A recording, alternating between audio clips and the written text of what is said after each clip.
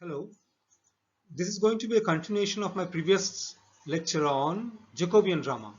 Today I will be discussing on John Webster's The White Devil. I will give you an introduction to the play. In this lecture, I would be talking about the life and works of John Webster, the composition, production and publication history of The White Devil, Webster's handling of the sources, the critical reception of the play, the dramatist personally involved in the play, and the plot. After introducing the storyline, I would be discussing on the important themes of the play. The following lecture aims to provide students with a comprehensive idea of the life and works of John Webster, with special reference to his play The White Devil. This lecture will provide a comprehensive discussion on the history of composition, production and publication of the play. This discussion includes Webster's handling of the sources, the critical reception of the play, and Webster's handling of plot and characters. The play represents the chaos, decadence, and subversions in Jacobean moral order, revolving around the theme of revenge. Discussion will therefore include Webster's use of poetic images, symbols, the reversal of ceremonies, the conventions of dramatic form and staging will be discussed, and attention will be drawn to Webster's remarkable innovation in theatricality, the use of magic, use of courtroom session, and the scenes of murder. At the end of this lecture, some questions for the end semester examination will be given, along with a list of books recommended for further studies. This play, The White Devil, was published as The White Devil, D-I-V-E-L, or the tragedy of Paolo Giordano Ursini, the Duke of Bracciano, with the life and death of Vittoria Corombona, the famous Venetian courtesan, and it was acted by the Queen's Men and written by John Webster. John Webster's life and works. About John Webster, not much is known. Information about his life, about the Jacobean playwright, is based on some conjecture. According to Sidney Lee, Webster was probably born in 1580 and died in 1625. He probably joined as a parish clerk of St. Andrews, Holborn. The only certain dates that the biographers of Webster confirm are related to the production or publication of his works. The first notice of John Webster as a playwright was marked as a collaborator paid for his contribution for writing few lines in a play. His career as a dramatist can be traced in the closing years of the reign of Queen Elizabeth and seems to have lasted through the reign of James I. According to Martin W. Sampson, the earliest record we have of Webster is of his collaborating for Henslowe in 1602 with a number of other playwrights in writing 4 plays: Caesar's Fall, 2 Harps, perhaps 2 Harpies, Lady Jane, and Christmas Came But Once a Year. The other members of this group of writers were Munday, Drayton, Middleton, Decker, Chettle, Hayton, Haywood, and Wentworth Smith. In each play, at least 4 of them had a hand. The following are the plays written wholly or in part by Webster, of which trace has come down to us, according to C. Worm. The Guise, 1601, Caesar's Fall, 1602, The 2 Harps, 1602, Lady Jane, again 1602. Then we have Christmas Comes But Once a Year in 1602. Some additions were made to Marston's Malcontent, very famous play of that period, in 1604. Westward Ho, printed as quarto in 1607, published, possibly acted as part as early as 1605 in partnership with Decker. Northward Ho, again printed as a quarto in 1607 in partnership with Decker. A Cure for a Cuckold, it was around 1607-8. The White Devil or Vittoria Corombona in 1612. The Duchess of Malfi was printed in 1623, although it was published in 1613. The Devil's Law Case, again printed in 1623. Late Murder of the Son upon the Mother, it was licensed around 1624. Appius and Virginia, Monuments of Honor, A Cure for the Cuckold, printed in 1624. The Thracian Wonder, written by John Webster along with William Rowley. And finally, the Monumental Column. Such is the large repertoire of John Webster's writing, mostly written in collaboration, apart from two plays individually written, The Duchess of Malfi and The White Devil. The White Devil's composition, production and publication will be discussed in this part. In 1612, Webster's The White Devil was published. The text was based on a performance at the Red Bull Theatre in something of a declaration of independence from the popular theatre. See, this is the first instance of a protest against the popular theatre. Webster, in his preface to The White Devil, defends his play after his failure at the Red Bull Theatre. So this is also appended as a letter to the readers. So John Webster writes in this letter, "In publishing this tragedy, I do but challenge to myself that liberty which other men have taken before me, not that I affect praise by it, for you know these things are nothing, only since it was acted in so dull a time of winter, presented in so open and black a theatre, that it wanted that which is the only grace and setting out of tragedy, a full and understanding auditory, and that since that time I have noticed most of the people that come to the playhouse resemble those ignorant asses who visited stationers' shops. Their use is not to inquire for good books, but they only look for new books.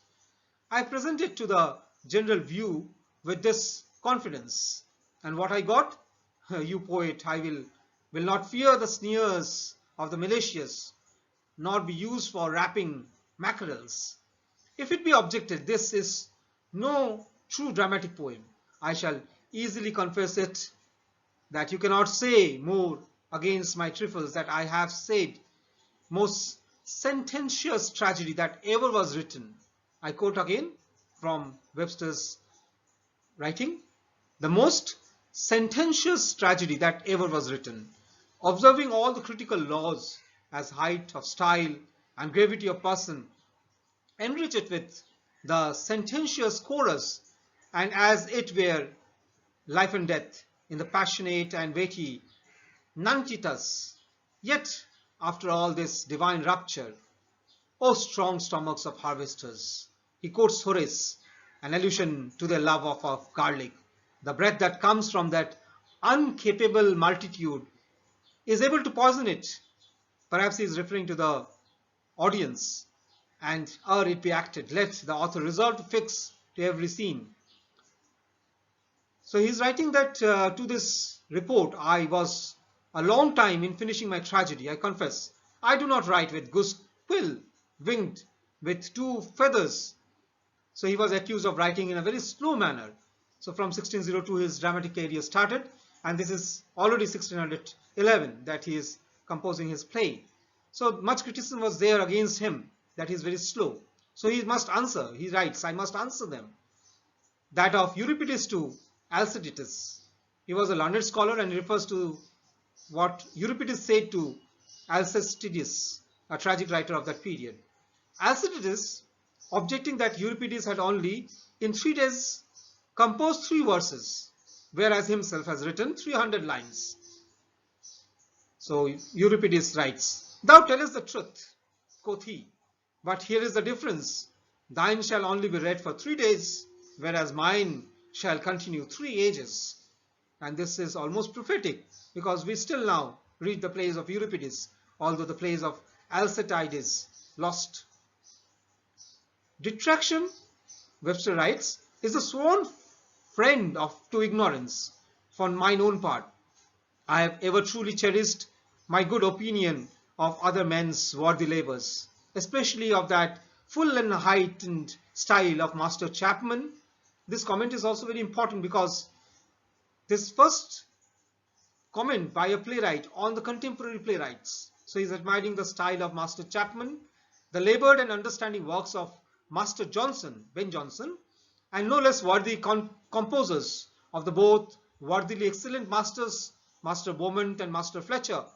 And lastly, without wrong last to be named, the right and happy copious industry of Master Shakespeare, Master Decker, Master Harewood, wishing what I write may be read by their light, protesting that in the strength of mine own judgment I know them so worthy that though I rest silent in my own work, yet to most of theirs I dare, without flattery, fix that of Martial. He quotes Martial's work. These monuments do not know how to die, comparing literature with ruined monuments. Webster started working on The White Devil, which was perhaps performed before 1610. The play was performed by the leading actors of the period, but could not succeed on the Red Bull Theatre as stated before. The staging of the play suited the requirements of an enclosed auditorium space like the Blackfriars, with provisions for intimate scenes with artificial lighting of torches and lanterns. Several scenes of the play require an enclosed, darkened space for generating suspense and shock effect. The play also requires scenes designed appropriately to both the private and the public space. The internal evidence on staging is provided by the stage directions that are more suitable for the Red Bull Theatre or the Blackfriars. The printed text that follows, the quarto edition, that was probably used for the private performance at the Red Bull Theatre or even at the Blackfriars. The same text was probably adapted for performance at the open theatres like the Globe, where darkness and night scenes were implied through words and stage props like torches and lanterns. This White Devil, the play, was then printed in 1611, but the date of the composition can not be fixed properly. It is nowadays fixed only through the allusions that are there in the play. Most of the writers who have placed a date upon this drama and upon the Duchess of Malfi have ignored the internal evidences. So internal evidences are very important for dating of this play. In 1608, of Toffe's translation of Satires, the New Reaver's allusions implies a time when the project was in public mind. So its composition goes back to 1608. So such allusions are there in the play, and such internal evidence should be taken into account while dating the play. What is more important is about the White Devil is that this is a conscious work of theatrical artistry, and John Webster is writing keeping in mind the conventions of the public as well as the private theatres, the court theatres of the early Jacobean period. Let us now know about the characters of the play. In the list of dramatis personae, we have the names of the characters listed in an order. The list reveals the hierarchical order and the gender-based division in the feudal patriarchal society of Italy. Webster's satire exposes the hypocrisy of the society that gives more importance to hierarchy and patriarchal order rather than to merit and integrity. As a Renaissance tragedy, the play upholds the arguments in favor of merit, virtue, integrity, and free will. The following list of dramatis personae appeared in the printed version of the play. First is Monticelso is a cardinal, afterward the Pope Paul IV, Francisco de Medici, the Duke of Florence, in the fifth act disguised as a Moor under the name of Mulinasa, Bracciano, the Duke of Bracciano or Duke Bracciano, otherwise Paolo Giordano Ursini, the Duke of Bracciano, the husband of Isabella, and his love with Vittoria Colomba Bona. Giovanni is the son of Isabella. By Bracciano and Isabella, we have a son, Giovanni. Count Lodovico is an Italian count, but degenerate and decayed. He is a tool villain employed in the play. We also have Antonelli and Gasparo. These are his friends of Lodovico, and dependence on the Duke of Florence, Francisco. Camillo is the husband of Vittoria Corombona and is also the nephew to Monticello. We also have Marcello. Marcello is an attendant of the Duke of Florence and is the brother of Vittoria Corombona, the heroine of the play. We also have Flaminio. Flaminio is also the brother of Vittoria Corombona and Marcello. He is a secretary to the Duke of Bracciano. We also have Hortensio. He is one of Bracciano's officers. There are English ambassadors, the Savoy's ambassadors, Aragon as a character, a cardinal, Giulio, a doctor, Christopher Hero, his assistant, Jacques, a Moor, servant to Giovanni. There are conjurers, lawyers, amorer, page boys, courtiers, a young lord, more ambassadors are there, courtiers, physicians, officers, attendants. So these are the male cast of the play. In the list of the female cast, we also have Isabella, sister to Francisco de Medici, the wife of Bracciano. Then we have Vittoria Corombona, a Venetian lady, a courtesan, and she is married to Camillo. Afterwards, she will be married to Bracciano. We have Cornelia, mother to Vittoria, Flaminio and Marcello. We have a Janche. Janche is a Moor, servant to Vittoria Corombona. And then we have matros of the house, matrons and convertites. The scene is set in Italy, 1581 to 1585. And this is historically authentic play because Webster is using source materials drawn from history. The plot outline is very complex. So I will first discuss about the plot outline and then I will give detail about the plot. The Duke of Bracciano becomes infatuated with Vittoria Corombona, the wife of Camillo, and seduces her with the aid of the secretary Flaminio. Flaminio is actually Vittoria's brother. She instructs the Duke through a cleverly devised account of a dream to murder his wife and her husband. Bracciano privately divorces Isabella, his wife, and has her poisoned. Flaminio organizes the death of Camillo. But Isabella was also the sister of Francisco de Medici, the Duke of Florence, and Camillo's nephew to Cardinal Monticello, and the murders bring the lovers powerful enemies in state and church. Vittoria is arrested and tried for adultery and murder.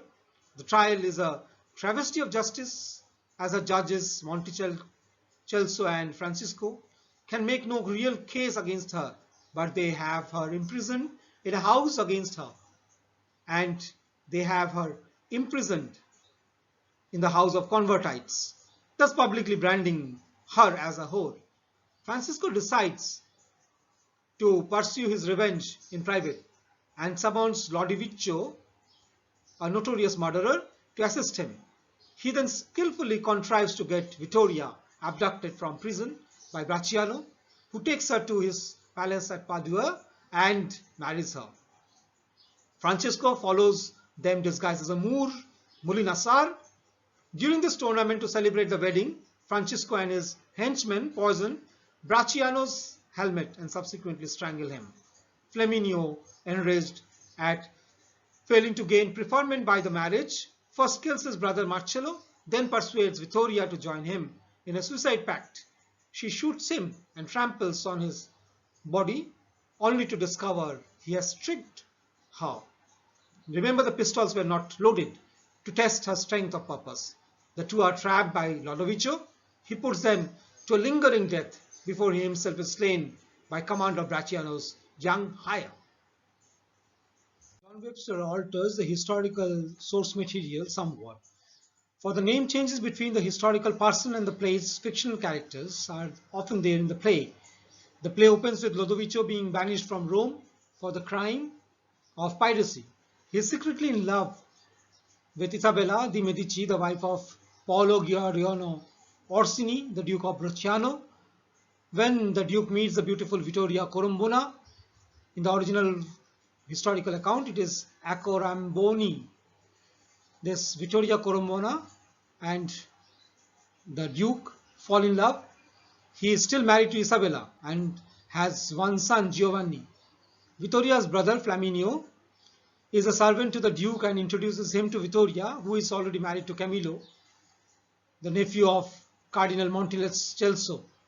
When the Duke offers Vittoria's jewels as a token for his admiration and intention, she mentions to him that she had a curious dream the previous night in which she was sitting at the graves of Isabella and Camillo. Flaminio suggests to the Duke that this dream is Vittoria's way of hinting that she would like their inconvenient spouses to be removed so that they might enjoy a future together. Vittoria's mother, Cornelia, is greatly troubled at the prospect of her son, Flaminio, prostituting his sister, Vittoria, to the Duke.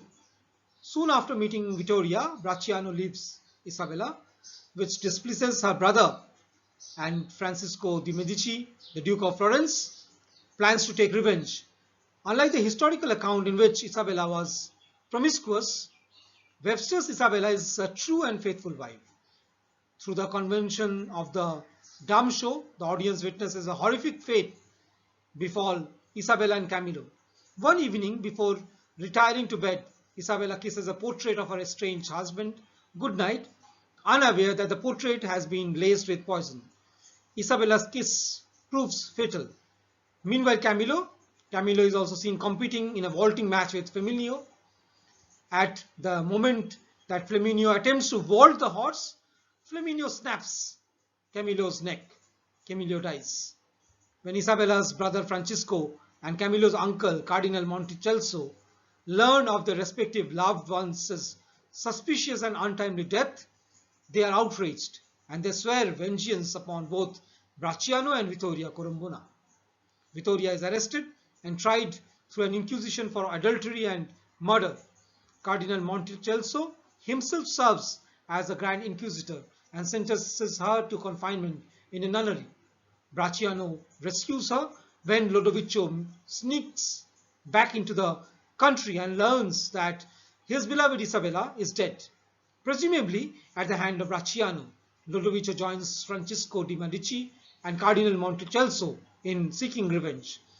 Meanwhile, the current pope dies and a conclave convenes to elect a new pope. Cardinal Monticelso is chosen and adopts the name Paul IV. One of his first acts as a pope is to give Francisco a black book listing the names of all the criminals of the area. Francisco pays Lodovico handsomely to kill Bracciano. Lodovico poisons Bracciano's war helmet so that when he puts it on, the poison seeps into his skull and death becomes imminent. Disguised as a priest, summoned to provide extreme unction to Bracciano before dying, Lodovico taunts him, saying that he will burn in hell for the death of Isabella.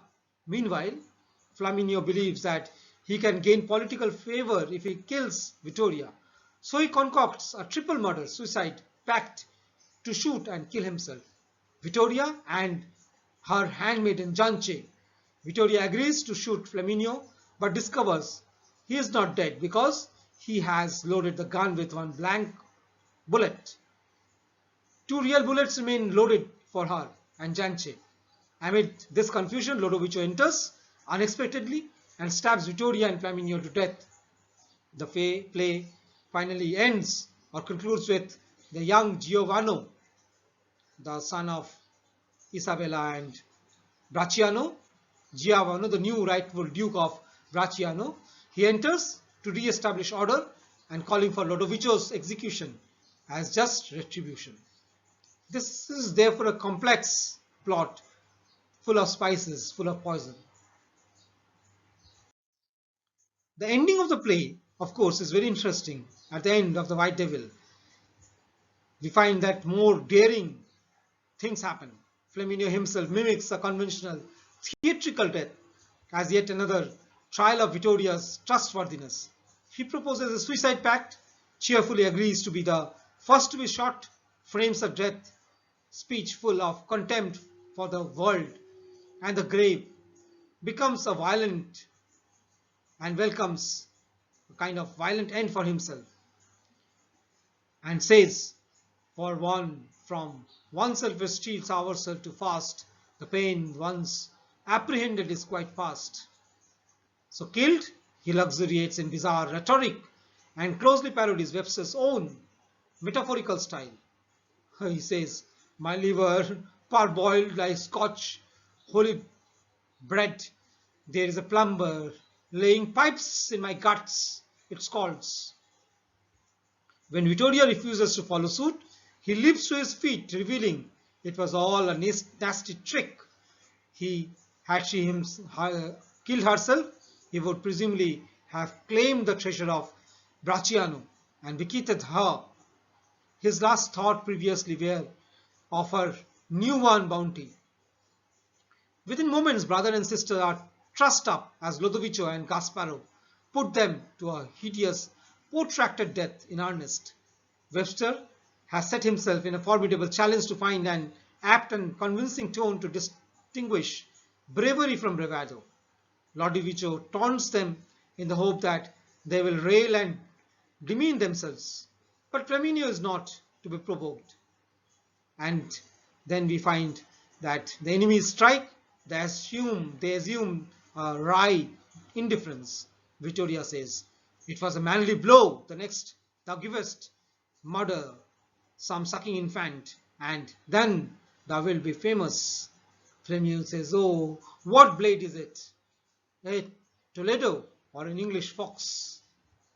So her tone awakens him for the first time in the play into respect, and he pays tribute. That art a noble sister, I love thee now. But pain has carried her consciousness beyond thought of him or her tormentors. She suddenly knows herself in a fleeting moral vision as her ebbing vitality makes it impossible to strive for a remedy. My soul, like a ship in a black storm, is driven, I know, not whither. Flaminio tries various tones in which to die, the cheering, the moral, the satirical, before the urgency of the moment, and finally he is dead. He is consummate actor, proudly accepts death and its consequence. Therefore the play presents a series of death, on-stage death, that happen in the most grotesque of manners. This is Webster at his best, and White Devil therefore becomes a precursor to all the plays based on revenge, based on cruelty, based on madness and murder. The critical reception of Webster's play is quite interesting. Webster had never lacked critical detractors since his first audience, you remember, of the White Devil at the Red Bull in Clonakeville. What is remarkable is how repetitive the criticisms are, that he is a master of scenes rather than structure. This is a view voiced as early as 1818, and in Webster's confession, a slow worker, he took pains and time to write. So he has been accused of a work that is wild and undigested, and he is called even a wild writer whose work are products of undigested merit, genius. So these are the comments that somewhat elevate and somewhat reduce the works of John Webster. So who chooses to explore the roots of violence in human psyche will always find in Webster a source, that he will be judged a purveyor rather than a portrayer of a decadence, a man imaginatively obsessed rather than critically detached. He is almost like Edward Bond or Harold Pilton or Samuel Beckett, saw decorum in the horrors because the dramatist's aim was through them to touch the soul to the quick, as Swinburne noted, praising the scruple and discrimination with which Webster stayed the right side of that delicate line. Literary historians like F. L. Lucas have argued that his capricious and inconsistent stagecraft has to be accepted as the fashion of the day. Such defenses often seem like special pleading, since none fundamentally challenges the view that Webster is a designer of loosely connected big scenes. What is needed is a demonstration of the whole, how a highly tuned moral imagination is shaping each tragedy into an unified whole. Interestingly, Lucas undermines his argument by observing that Lucas says that the White Devil, I quote, "The White Devil, well acted, can carry an audience breathless with it over all the breaks and rough places in the plot." If it is theatre and the effect of theatre, Webster is irresistible. So the plot is very complex, tried, contrived, and to play the plot requires a very good handling of the theatrical sources. So a play like The White Devil should be performed with theatricality in mind and plot structure at the core. The play's statification, or Nahum Tate's adaptation of the play, like he did with King Lear, was done in the same manner as Nahum Tate had done with King Lear in the 1681 edition, giving a happy ending to King Lear. So Nahum Tate even did not acknowledge that this is a play written by John Webster and named the play Injured Love or Cruel Husband. So Nahum Tate was an early 1707 adaptation of Webster's play with sentimental rather than tragic overtones. Nahum Tate, appointed poet laureate of that age, was successful adapter of King Lear and was famous, or rather infamous, for his play. The title page describes Injured Lover as designed to be acted at the Theatre Royal. No record exists, however, that it was ever performed there or not. Although many scenes follow in Websterian order, yet often with laundered lines, Tate introduces a major change for his post-restoration intended audience.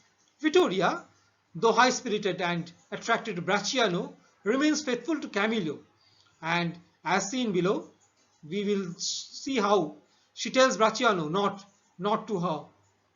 of her foolish idle dream, but of Isabella's virtue. Thus, her innocence resembling boldness. Later on, Charles Lamb also recorded this innocence resembling boldness of Vittoria, becomes at the trial the boldness indeed of innocence. At the Bracciano's effort to destroy this marriage, audience of that age of decorum were to have heard of earth grown. So there are so many scenes missing in the adaptation, so especially the scene of Dirge, the house of convertise, the dumb show, all these are missing. Digressions are also there, asides are also there. So this is a kind of reception on the theatre of Webster's play The White Devil in the most unfair manner. Charles Lamb's generous selection of the play in the anthology led to the renewed awareness of Webster as a literary artist and poet in 1808 among his contemporaries. The White Devil of Italy sets off a bad cause so spaciously and pleads with such an innocence resembling boldness. This is a comment of Charles Lamb, that we seem to see that matchless beauty of her face that inspires such gay confidence into her. So Webster's plays are women-centric, and Charles Lamb was perhaps pointing to this merit of Webster's play. And he also comments on the beauty of Vittoria Corombona. Webster's plays vanished from the English stage for over a century, only to reappear again on 20th of November 1850 at the Salders Wells Theatre. The review of the play, however, found Webster, I quote, "Instead of holding a mirror to the nature, this drama holds a mirror up to Madame Tussaud and emulates her chamber of horrors, but worse remains behind. And that is the motiveless and false exhibition of human nature." The Victorian age appreciated Webster's poetry and tragic version on the one hand and attacked the play for its episodic structure, absurd improbabilities, melodramatic excesses, immorality, and female-centric nature of the play. So we find a mixed response to the play, and most of these responses, except that of Charles Lamb, reveal a kind of diffidence to the work of John Webster. A.C. Swinburne, during the Victorian period, was Webster's most enthusiastic champion, and with his excessive admiration of Webster's imagery and impressionism, William Archer, again in 1893, refuted such critical overpraise and found the play loose-strung with an ill-made plot and go-as-you-please romances in dialogue. Bernard Shaw branded Webster as Tussaud Laureate. You remember that Victorian reception of the play where he was called as Madame Tussaud with Chamber of Horrors. So Bernard Shaw uses the same and brands Webster as Tussaud Laureate in 1898 for his display of waxwork effigies and melodramatic excesses. T.S. Eliot wrote a poem in 1918 named Whispers of Immortality. In his Whispers of Immortality, T.S. Eliot writes, I read the poem.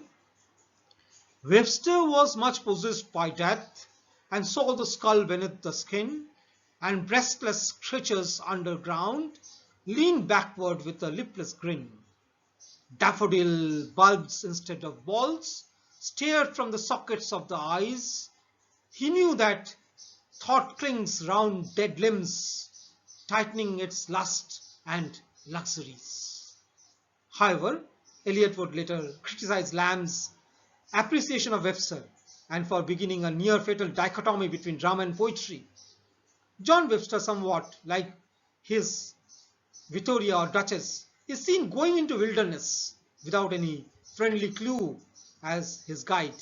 Critical reputation of Webster became much stronger with the critical essays of J.W. Lever, Clifford Leach, Travis Bogart, James L. Calderwood, Catherine Belsey in the second half of 20th century. Playwright John Webster was relatively overlooked within the canons of English Renaissance dramatic literature. But in this past century and in the 21st century, he has gained his prominence as scholars investigate his work more accurately nowadays. A wave of scholarship on Webster as a prominent English Renaissance playwright developed in the late 1950s and early 1960s with the works of scholars like F.L. Lucas, Gunnar Boklund, and R.W. Dent. A renewed wave of scholarship in Webster's work began in 1980s. Jacqueline Pearson's famous work Tragedy and Tragicomedy in the Plays of John Webster 1980 explores Webster's views of his shifting world in which values, judgment, language become uncertain. In a world that encompasses extremes of comedy and tragedy, Pearson offers that the White Devil challenges tragic structure by building sequences to a tragic consequence that never come to fruition, and then later exploding the stage unexpectedly with graphic violence so horrifying that cause and effect become dislocated. This is both a praise as well as a criticism of Webster's play. Structural weaknesses are often seen in Webster's play, especially by Clifford Leach. Webster combines parodied action with serious action, such as Flaminio's mock death scene that followed soon after the actual death, thus illustrating the power of comedy of cruelty. Like the comedy of menace of Harold Pinter, we have comedy of cruelty in the plays of Webster. In the increasing corruption of James's court, where justice and mercy were irrationally meted out, the emergence of the tragicomedy seems a fitting genre to capture England's mounting uncertainty and despair that would culminate in civil war and temporary removal of the monarchy in 1649. Such critical reception, especially in Stephen Greenblatt writes Shakespearean Negotiations, the circulation of social energy in Renaissance England, that the dead leave textual traces of themselves. On the White Devil he comments, even the most trivial or tedious contains some fragment of lost life. The White Devil, he argues, acquaints us with Webster's concern for religious, political and economic well-being of his country. The medieval feudal system with its Augustinian cosmic worldview had begun to deteriorate, but had not yet disappeared. Rather, it was transforming into modernity. The acceptance of absolute power remained. So concurrently, the power of the Catholic papal office was becoming increasingly secular as it tried in vain to stem the tide of Protestantism and reform. Later on, critics like Leibniz in The World's Perspective, John Webster and the Jacobean Drama, 1983, explores the corruption of the Jacobean Code with its alienation of the commoner and the emergence of the Machiavel character in the revenge tragedy genre. While early Elizabethan plays such as those of Christopher Marlowe explored man defined against the cosmos, Jacobean playwrights later on explored man defined against social and political boundaries. So we have Hegel's initial use of the term alienation within the cultural criticism. So Bliss also explains that the playwright must distance himself from the world and refers to Webster as the distanced observer of the Jacobean world. Webster's protagonists are victims of their own disordered, distorted ideals, as well as their own oppressive environments. Bliss offers that Webster's characters possess no noble motives, for in Machiavel tradition, prizes go to the clever and not to the good. Therefore, in the increasing corrupt world of James's court, Webster's Machiavels intend to conquer their corrupt world on their own genius. They kill the evil by their greater evil. Bliss therefore comments that corruption is dangerous because it is generated by society, most influential religious and political figures. The White Devil as a play is a historical artifact, since Webster as an observer of his environment is chronicling England's anxiety resulting from its perceived dangers of government and religion. M.C. Bradbourne's famous work, John Webster, Citizen and Dramatist, published in 1980, reviews Webster's life through revisiting his civic records. So, apart from the biographical content, it also talks about the plays. Charles Forker's The Skull Beneath the Skin, The Achievement of John Webster, extends Bradbourne's labor on the influence of Webster's life and work and focuses on family, education, neighborhood in order to analyze the plays. And he finds that in this play, Bracciano and Vittoria may be able to rid themselves of their spouses in order to be free to marry each other. But because their deceased spouses are connected to prominent Italian families as well as to the papacy, they cannot rid themselves of familial retribution. There can be no happily ever after. Therefore, in Webster's world, love inescapably leads to chaos and death. Therefore, Forker comments that all the institutions of a theoretical Christian society, family, palace, church, court of law, are seen to be in an advanced stage of disintegration, honeycombed by viciousness, corruption, and hypocrisy. In this climate, those who seek to order or fulfill their lives through human bonds reap only cruelty and disaster. All relationships of love in the play, romantic, familial, and brotherly, end violently. Webster's fictional world on stage mirrors the advancing state of disintegration of this real world. Recent dissertation work on this area of John Webster and the White Devil addresses the issues of widowhood, race, integrity, the use of poison, the use of witchcraft, melancholy, religious despair, evil women, the female body, the violence. So the important topics that we must discuss should be related to these important areas on which the scholars are working all around the world. Say, for example, Charles Forker's book, The Skull Beneath the Skin, The Achievement of John Webster, focuses on Webster, how firmly he established with Marlowe and Middleton the concept of Renaissance drama as bordering very close to the territory of evil.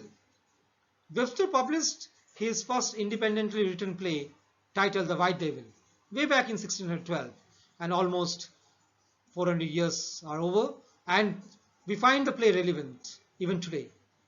The title of the play, The White Devil, also refers to the White Devil of the play. But interestingly, in the play, all the characters have some relationship with the title. Therefore, an analysis of the title will become another area of our discussion. Apart from Webster's art of characterization, the theme of revenge, the theme of decay and degeneration, and Webster's theatricality. Thank you very much for your kind audience.